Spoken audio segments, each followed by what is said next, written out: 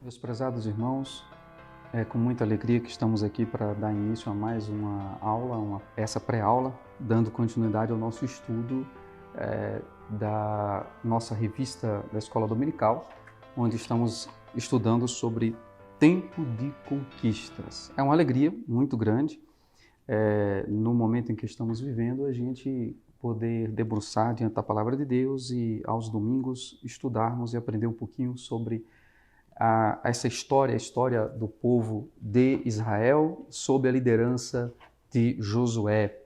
E dando continuidade ao estudo do trimestre, a gente chegou no livro de Josué capítulo 10, né? Estudamos até a última aula, capítulo 9, e temos a oportunidade hoje, na lição de número 10, onde nós vamos estudar a respeito das lutas, né, dos hebreus no tempo da conquista, a história do povo que vem lutando sempre, né, em busca da sua terra prometida, daquela promessa feita a Abraão.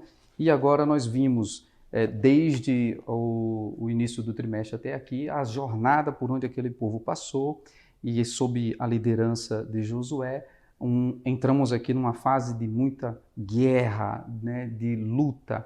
E nesses capítulos que estudaremos, na lição de número 10, sobre essas lutas, que está registrado nos capítulos 10, 11 e 12, nós temos aqui a oportunidade de extrair algumas lições para a nossa vida. Primeiro, essa luta, esse combate.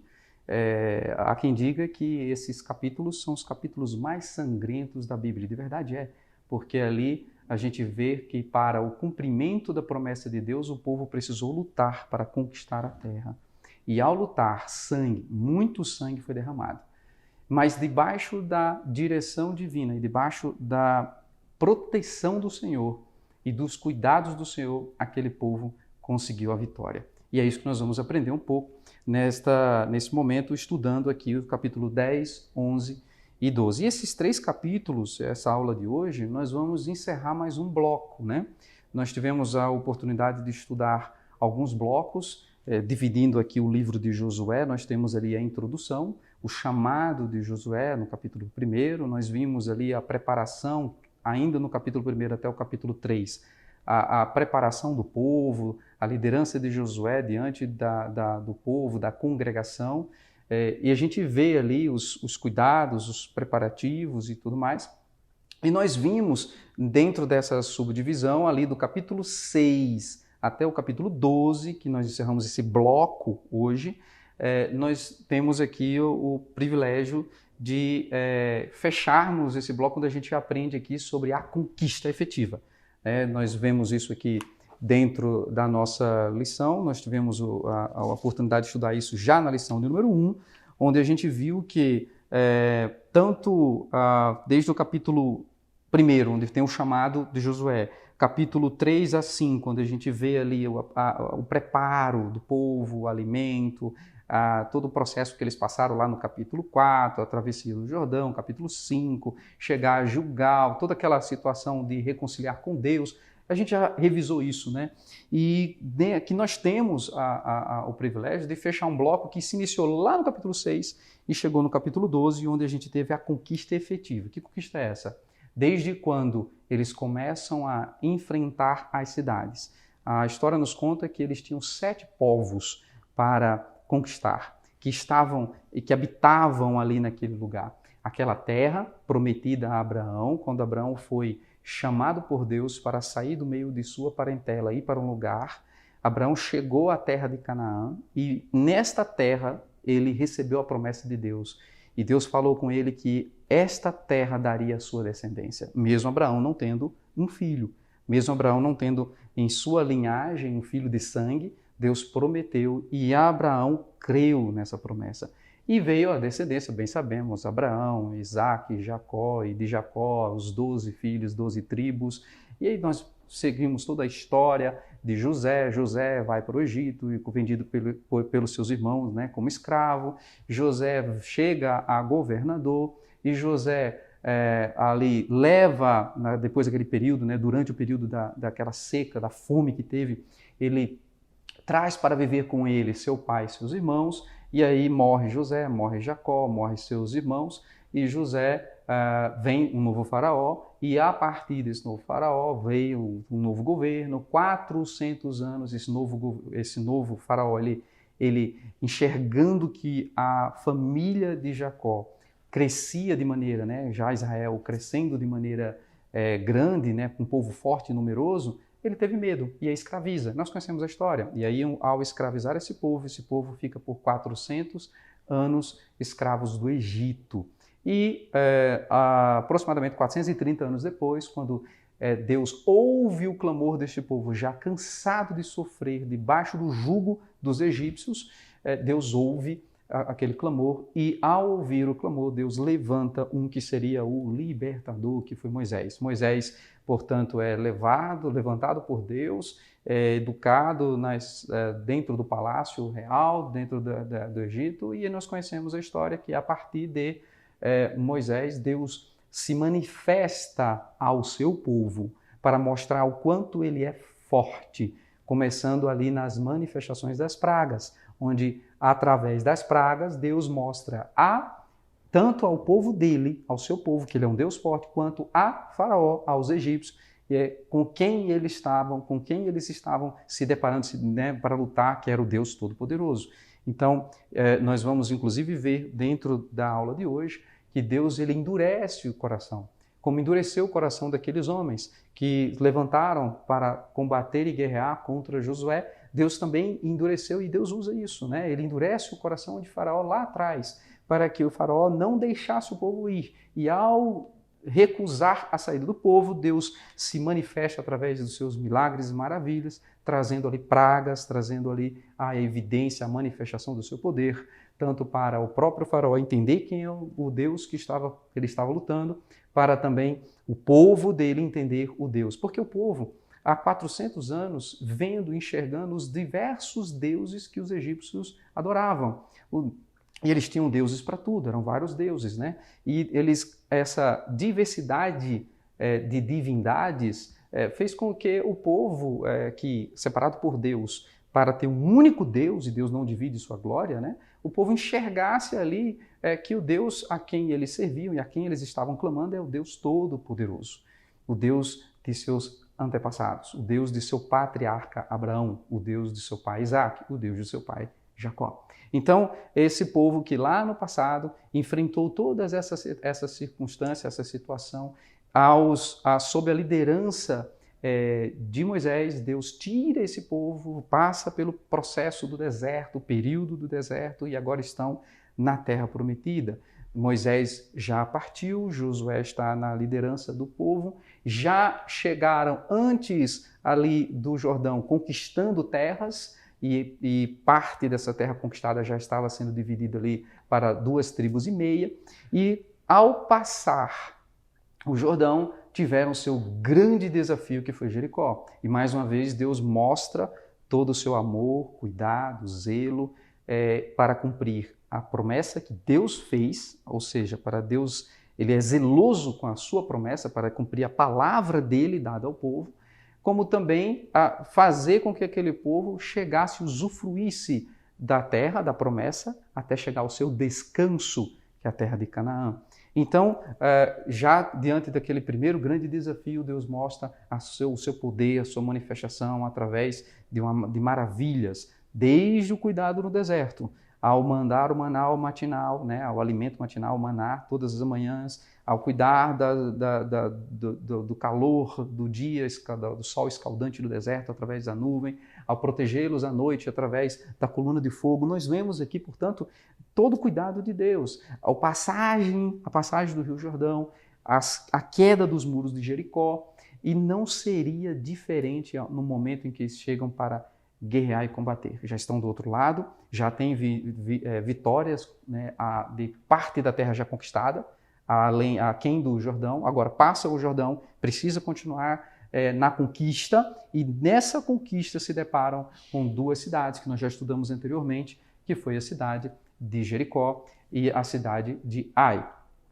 E dando continuidade, portanto, nós vimos que no capítulo anterior, os povos da região, eles vendo a forma como Josué liderando o povo, a forma como o povo de Israel, e eles conheciam a história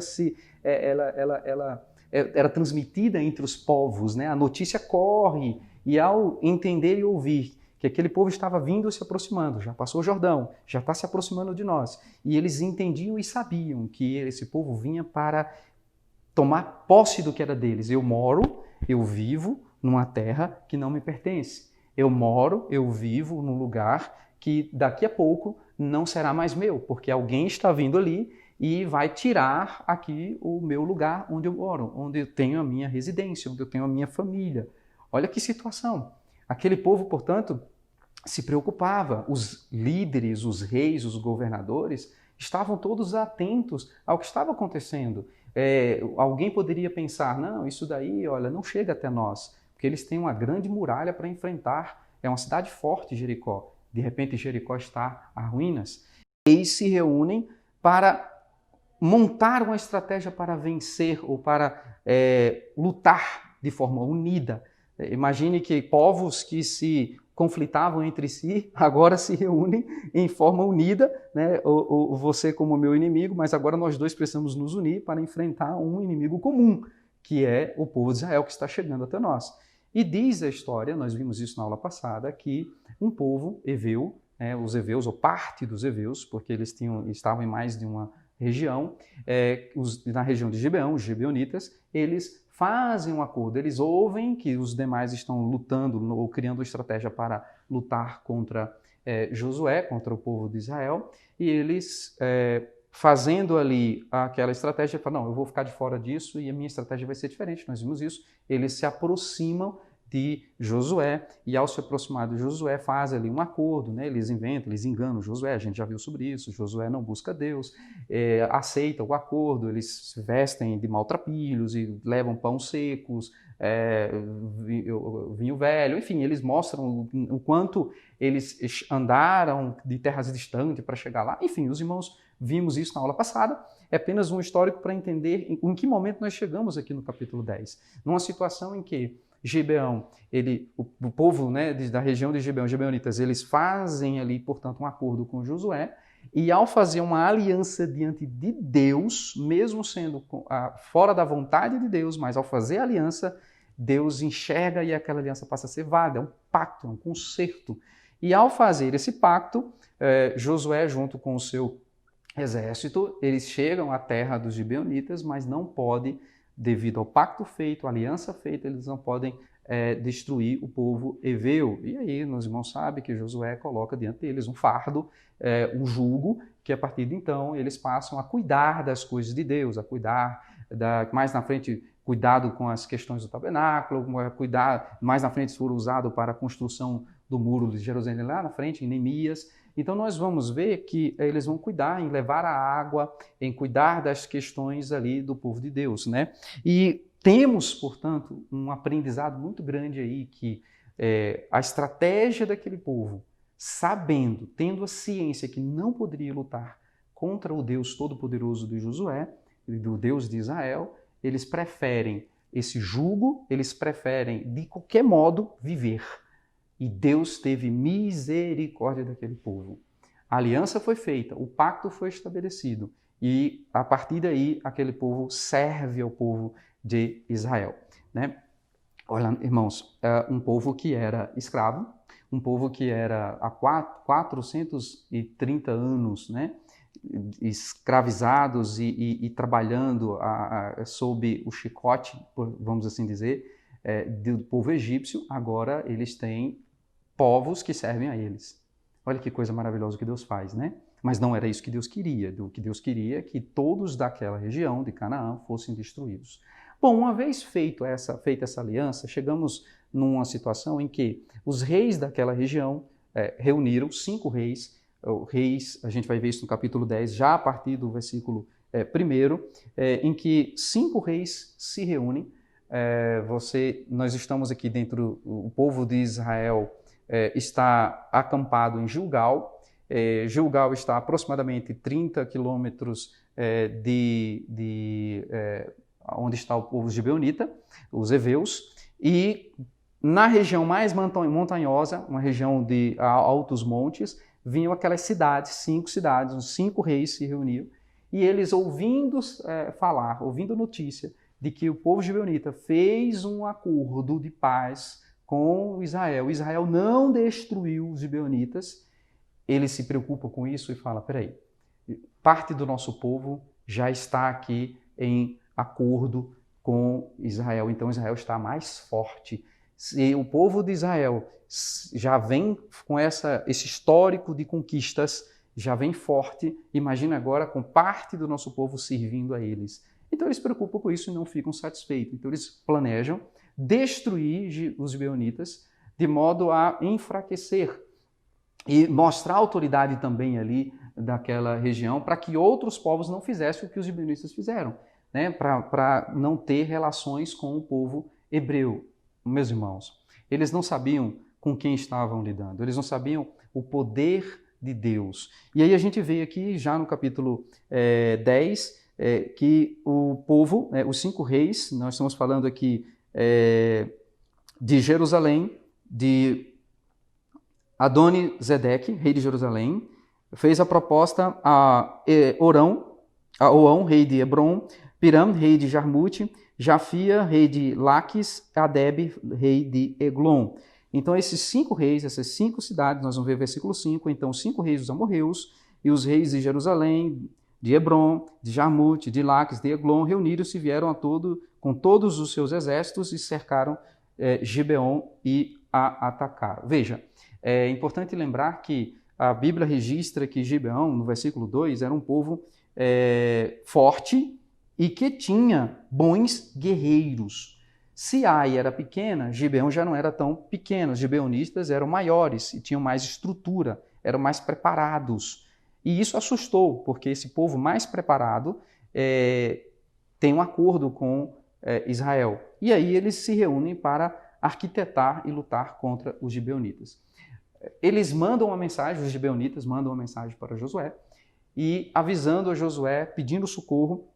Versículo número 6, enviaram a mensagem a Josué no acampamento de Gilgal, não abandone os seus servos, venha depressa, salve-nos, ajude-nos, pois todos os reis amorreus que vivem nas montanhas se uniram contra nós. Diferente do que aconteceu no capítulo anterior, em que Josué ele não consultou a Deus na hora de fazer o acordo, na hora de ver aquela situação onde eles foram enganados pelos gibeonitas, ao olhar para aquela situação e ver, diante daquela situação, olhou a aparência e não olhou o interior, a gente pode ser enganado, e tem muita gente no nosso meio que pode até enganar o próximo, mas não engana a Deus. Mas, como todo líder, Josué, ele é um homem, como diz o pastor Agnaldo Betti, pés de barro, né? Ele pede, como tantos homens na palavra de Deus, homens de carne e osso como nós, e homens e mulheres que de pés de barro como nós somos, também temos as nossas limitações, as nossas fragilidades, e num momento de falha, Josué ele não consultou a Deus a respeito dos gibeonitas, e os gibeonitas o enganaram. Mas uma vez enganado, eles fizeram uma aliança. A gente vai ver outro episódio em que Josué não consultou a Deus, foi quando eles saíram para combater contra Ai. E pelo relatório que eles trouxeram de Ai, era uma cidade fraca, pequena. Não, a gente vai conseguir. E tendo um pecado no meio deles, Josué não consultou e foi até que Deus deu a vitória ao inimigo.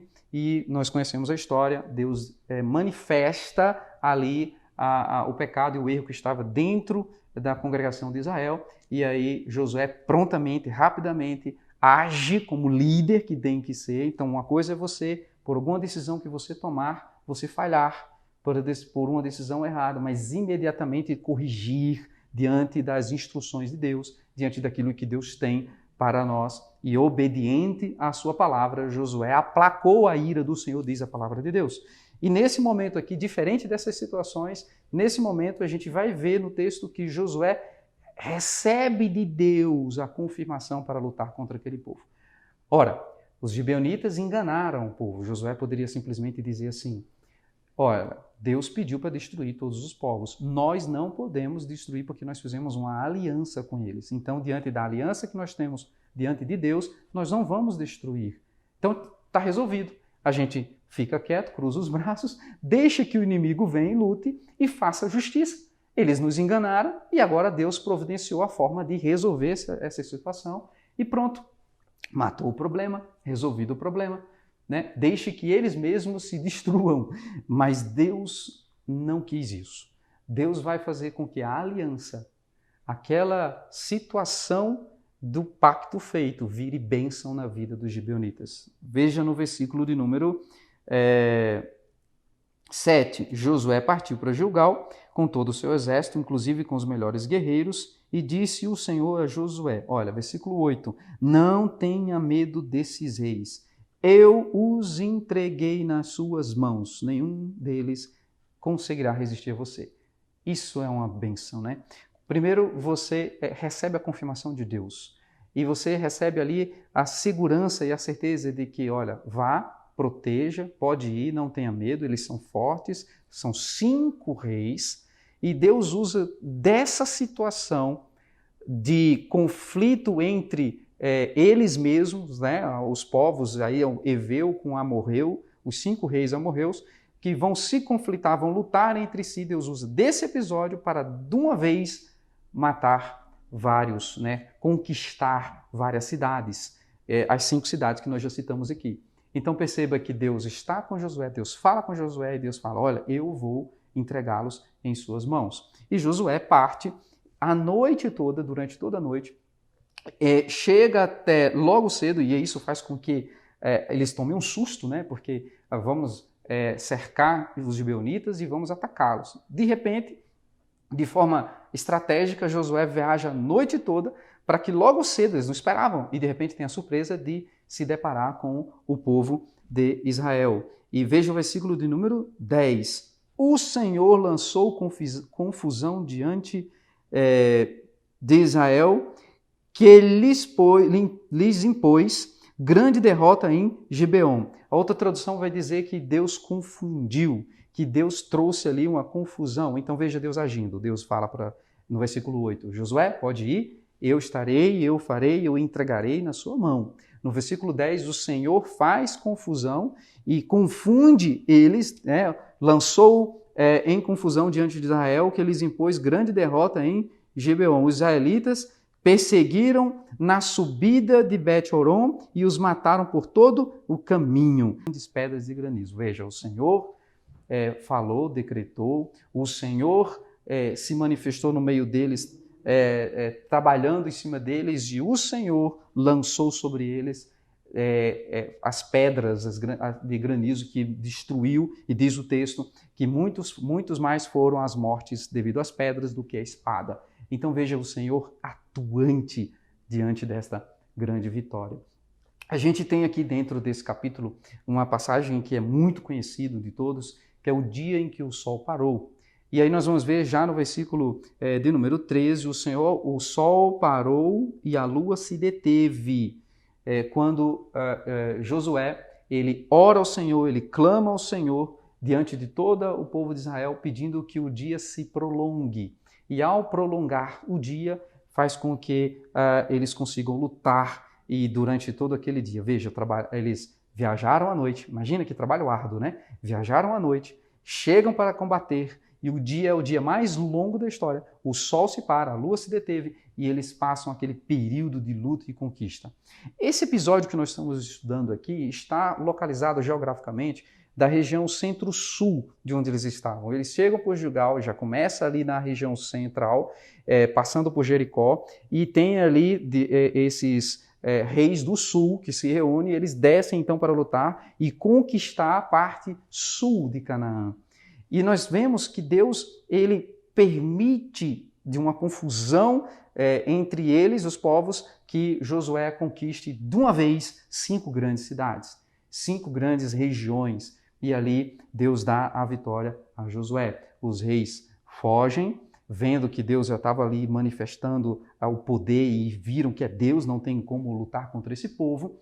E os reis se escondem numa caverna. Josué, junto com o exército, fecha a caverna, põe uma pedra lá, pede para o exército correr e combater e lutar contra as cidades, conquistar as cidades. E aí volta, pega os reis, enforca, pendura na árvore, como ele fez com os demais. Nós vemos isso, é uma estratégia de guerra.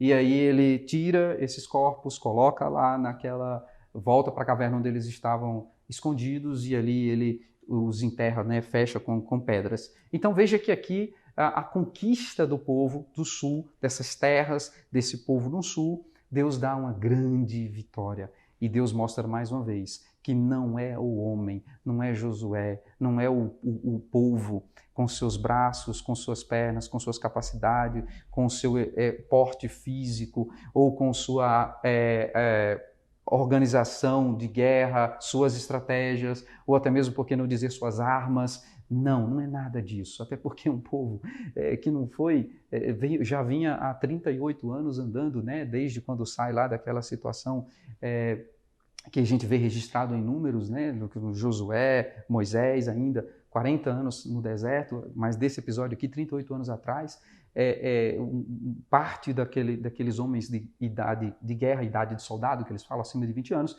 ficaram atrás no deserto. Então são crianças recém-nascidos que nasceram no deserto, cresceram no deserto. Então que escola eles tiveram? Que exército eles serviram? Que instrução de guerra eles tiveram? Não, um povo simples, um povo que foi renovado no deserto. E agora esse povo sem armamento bélico, sem todo o poderio humano e sem capacidade física, até porque nós vamos ver mais um pouquinho aqui na frente, que Josué, já no capítulo 11, teve condição de destruir os Enaquins, que são os descendentes de gigantes, homens que mediam 2 metros, quase 3 metros, 2 metros e 90 centímetros, 2,80, alguns chegam a dizer que é acima de 3 metros. Então, Deus dá a vitória. Isso para mostrar ao povo que a vitória vem do Senhor, que a vitória é dele. Ele fez uma promessa a Abraão, e essa promessa está se cumprindo. E ele fez uma promessa a Josué, e essa promessa está se cumprindo, desde que Josué guardasse o livro dessa lei, e nele meditasse, e nele andasse, e obedecesse. Ou seja, guardar a fé que brota da palavra de Deus e lutar em obediência ao Senhor. Se Deus fala vai, vai. Se Deus fala não vai, não vai. E aí nós vemos, muito conhecido da palavra de Deus, se Deus é por nós, quem será contra nós, não é?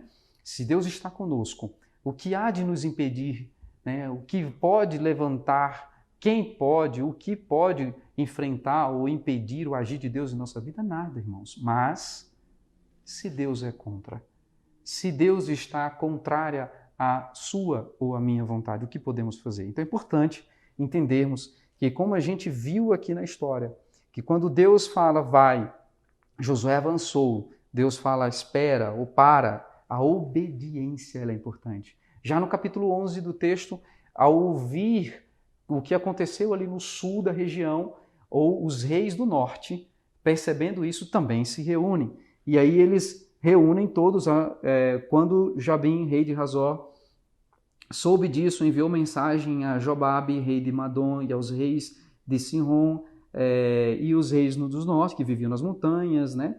E nós vamos entender aqui que eles também seguem a estratégia. E surge aqui uma característica diferente desse povo, que agora eles já trazem consigo cavalos, trabalham com carros de guerra, então são pessoas, são exércitos mais armados, né? E nada disso impediu o povo da vitória. Nada disso. Porque eles tinham o Deus dos exércitos, o Senhor dos exércitos. E fez com que todo esse armamento, toda essa estrutura, diz o texto no capítulo 11, versículo 4, saíram com todas as tropas, um exército imenso, tão numeroso como a areia da praia, além de um grande número de cavalos e carros. Todos os reis se uniram e acamparam junto às águas de Merom para lutar contra Israel. Veja, agora é um exército bem preparado para combater um exército que, aos olhos humanos, despreparado. Mas eles traziam uma chama dentro do peito. Eles traziam o maior poder que o homem tem, a confiança no seu Deus, a motivação, a certeza, ou seja, a fé de que eles tudo podem naquele que Deus, no Deus que eles servem, naquele a quem eles servem. E aí isso nos traz uma lição, né? Dá para olhar e tirar desse texto aqui grandes lições. Primeiro que se Deus está diante de nós, não devemos olhar para o quão armado, o quão preparado é o nosso adversário. O quão preparado é aquele que se levanta contra você. Porque não é você que vai lutar com suas forças. Diz a palavra de Deus, nossa luta não é contra a carne, nem contra o sangue, mas é uma luta espiritual. Embora esse texto fale de sangue, embora esse texto fale de guerra, veja, irmãos, Deus manda chuva de granizo, pedras para matar o exército. Não, imagina, é Deus agindo, Deus fazendo. Então, nesse episódio aqui, eles lutam.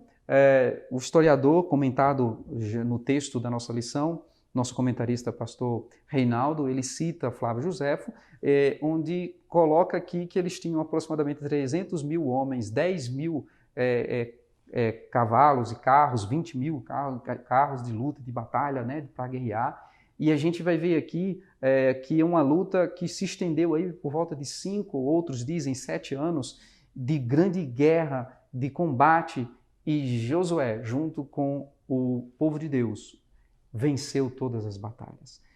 Não pela própria força, mas porque Deus operou no meio deles.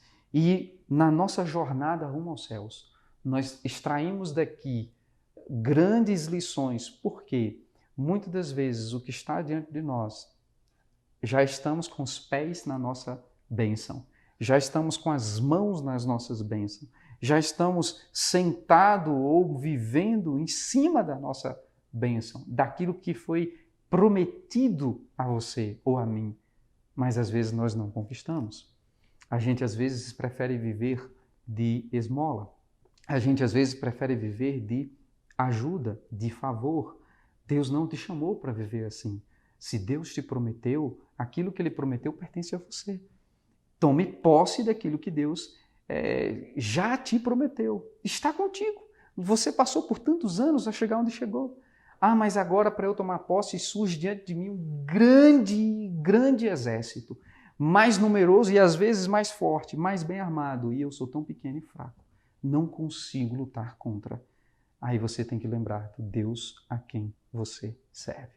Porque esse Deus a quem você serve vai te dar a vitória.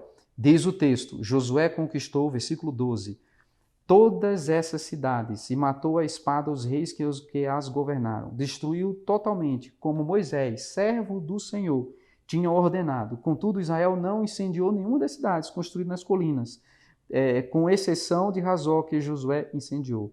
Os israelitas tomaram posse de todos os despojos e dos animais e dessas cidades, mas mataram todo o povo à espada até exterminá-lo completamente, sem poupar ninguém. Irmãos, é sanguíneo, né? Uma história sangrenta, né? Uma história difícil, né? Falar de morte, mas é cumprimento. Porque quando a gente olha para os desígnios de Deus, quando a gente olha para a forma como Deus age, às vezes não entendemos. Mas olhe para o histórico dessas nações. O povo de Canaã são os descendentes de Noé. E a gente vai ver lá em Gênesis, quando Deus ele traz a maldição sobre o seu filho mais jovem de Noé, e colocando na descendência de Cã, a maldição viria para eles. Esse povo aqui são os descendentes de Cã, filho de Noé. Quando eles recebem do Senhor a maldição, a promessa de que eles seriam exterminados. Irmãos, desde a antiguidade, esse povo vem fazendo coisas que abominam o Senhor. Sodoma, Gomorra, quando a gente vai olhar a história dessas cidades, são descendentes, são cananeus. São povos que viviam a vida contrária à vontade do Senhor. Não apenas porque adoravam outros deuses, mas porque viviam perversidade. Leia Levítico, capítulo número 18. Você vai ver o quanto aquele povo era fazia mal diante dos olhos do Senhor, fazia coisas terríveis. Então a gente vai ver que a taça da iniquidade chega à medida e Deus age. E nesse momento aqui, Deus está trazendo julgamento sobre esse povo. Aqui nós estamos vendo o cumprimento de Deus, onde Deus ele permite essa circunstância. Primeiro, para dar ao seu povo aquilo que tinha prometido. Segundo, fazer cumprir a promessa de destruição em cima desse povo. Um povo que fazia as coisas contrárias à vontade de Deus. E não houve, diz o comentarista da nossa revista, arrependimento. Embora eles estão ouvindo falar que o povo de Israel está se aproximando, eles estão ouvindo falar que o povo judeu está chegando perto. Poderia se arrepender? Poderia voltar atrás? Mas também diz o texto que Deus endureceu o coração desse povo. Porque Deus não queria dar livramento para eles. Deus disse a Moisés. E Moisés transmitiu a mensagem para Josué, como diz o verso que nós acabamos de ler. Assim como Moisés, servo do Senhor, tinha ordenado. Então, Josué segue as instruções de Moisés e todo o povo daquela região foi destruído. Então, Deus não queria. Deus permitiu com que o coração deles se endurecesse e não tivesse espaço para o livramento. Ei, se você tem chance de se arrepender dos seus maus atos, corra para os pés do Senhor, enquanto há tempo. Porque vai chegar um momento que Deus não vai ouvir mais sua voz. Enquanto há tempo, ouça, corra, dá crédito a esta palavra, olhe no espelho, enxergue o que você está fazendo, enxergue a sua vida, reflita nos seus atos. E se você tem chance de voltar-se para Deus, de buscar a Ele, de colocar-se aos pés dele e pedir misericórdia, Deus vai atender e vai te dar o arrependimento, vai aceitar o seu arrependimento, o seu pedido de misericórdia. Mas olha, há muitos que ignoram esta palavra, há muitos que ignoram a Deus, há muitos que não querem ter uma vida de relacionamento com Deus. E o que podemos esperar diante de uma pessoa dessa? A gente vai ver inúmeros exemplos na Bíblia de pessoas em que Deus permite que o coração se endureça para que seja no final destruído, porque Deus já não quer te dar espaço. Mas Deus está com Cristo, através de Cristo, o seu Filho, de braços abertos para te receber. E Deus está, você, querido irmão, querida irmã, nós somos falhos. Isso aqui é carne, isso daqui é frágil. E se por algum motivo eu desviei da vontade ou fiz algo que prejudica a minha fé, ou que está de fora da vontade ou da obediência do Senhor, volte atrás. Reflita e recorra e corra diante do Senhor, atrás do Senhor, que é o Deus que tudo pode na sua vida e que está com grande amor através de Cristo para te dar e te trazer de volta aos seus braços. E aí já no capítulo de número 12, traz um histórico, um registro documental das cidades, dos locais, né? Nós vamos ler nesses capítulos, depois de muito sangue derramado no capítulo 10, no capítulo 11, nós temos a lista dos reis derrotados no capítulo 12 e os locais e cidades ao lado, leste, de tal lugar, de tal região. Para quê? Para que isso fosse registrado e guardado, porque que este povo é como se fosse uma escritura da terra que eles conquistaram. E passando por cada região, cada cidade, cada rei conquistado, cada localidade. E é importante esse registro de onde eles passaram, de onde eles colocaram os pés, de onde eles firmaram ali a sua posse, para que já nos capítulos 13 para frente, que é um outro bloco do nosso estudo do livro de Josué, comece a divisão das terras conquistadas. Cada tribo, cada família, tomando conta ali de cada região. Diz o texto, lá no início do livro, no capítulo 1, quando Deus fala a Josué, está vendo isso daí, onde for teus pés, eu te darei. Olha, tem tanta coisa para conquistar, mesmo sendo tão pequeno, mas Deus te dá a condição de conquistar. No início do capítulo 13, Deus vai dizer, ainda há muita terra para conquistar.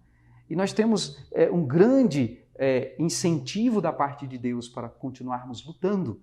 A nossa morada não é aqui, a nossa morada é no céu. Mas enquanto estivermos nesta terra, adversários surgirão, lutas virão, batalha espiritual. Hoje não lutamos mais como antigamente. Deus permitia a morte de sangue. Deus permitia uma luta física, confronto físico. Hoje é necessário isso? É necessário esse confronto físico? Não, nós vivemos um momento diferente. Nós vivemos um momento em que nós vamos lutar no Espírito, através das armas espirituais.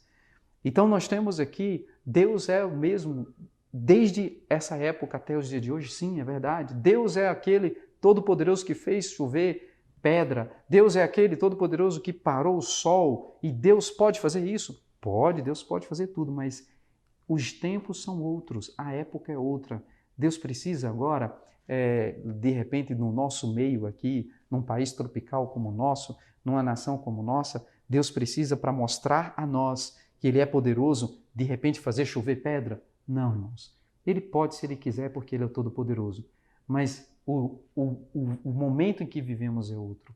O que aconteceu aqui, nessa conquista, nessas lutas de Josué, na história do povo de Israel, foi para registro, para que a Bíblia, sendo um livro histórico, no caso específico de Josué, um livro histórico, mas um livro de fé, para que isso ficasse registrado e mostrasse o Deus Todo-Poderoso daquele povo, que eles creram e que para nós, sirva de força e de fortalecimento da nossa fé, que venha nos motivar com a forma como Deus agiu diante daquele povo. Mas Deus age sim na minha vida e na sua vida de forma diferente. Deus permite todos os dias livramentos e livramentos. Ele te protege de coisas que a gente nem fica sabendo, nem vê. E as lutas que surgem, circunstâncias que surgem, as tribulações que nos cercam, Deus dá vitória. Deus tem dado vitória porque você está aí me vendo, me ouvindo. Se você tem estado na presença dele até hoje, você sabe dizer e refletir o quanto tem sido difícil esses anos todos, o quantas lutas você enfrentou.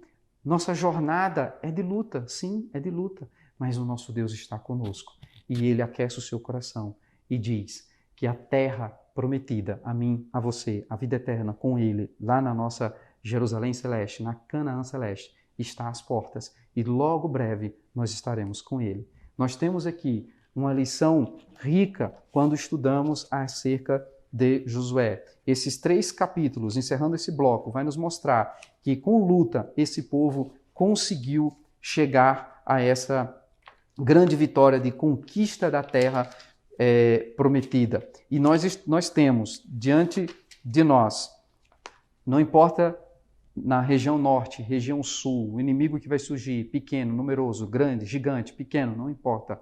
Deus estando conosco, nós somos mais do que vencedores. E aí nós temos, diante de toda essa circunstância, um Deus que nos motiva a continuar. Dentro desse contexto que nós estamos estudando, você, meu querido irmão, minha querida irmã, professor de escola dominical, líder, então nós temos aqui uma grande conquista do povo de Israel e Josué venceu os reis do norte, os reis do sul, o centro, toda a região agora já conquistada. Que bênção! Ao todo, a Bíblia vai nos listar 31 reis que foram derrotados, cidades que foram conquistadas, lutas, labutas, mas agora já na terra prometida. O maná já não seria mais mandado por Deus, já não era necessário a água jorrar da rocha, agora você tinha a extração desses produtos e do alimento da própria terra, a terra tão sonhada, a terra prometida.